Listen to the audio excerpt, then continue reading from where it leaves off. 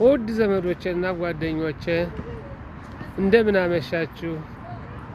ደህና ናችሁ? እንዴት ናችሁ? እኔ ደህና ነኝ። የዓለም ፈጣሪ አምላከ እስራኤል ይክበር ይመስገን። አሁን የምገኘው በስፖርቴክ ተብሎ በሚጠራው የአካል መጠናከሪያ የስፖርት ቦታ ነው እና እንቀሳቀሳለሁ፣ እዝናናለሁ። አኮል ቢሰደረጽሊ እንግዲህ ኤሆምሪም ሰላማችሁ ሰላሜ ነውና ሰላማችሁ ይብዛ። አሜን አሜን።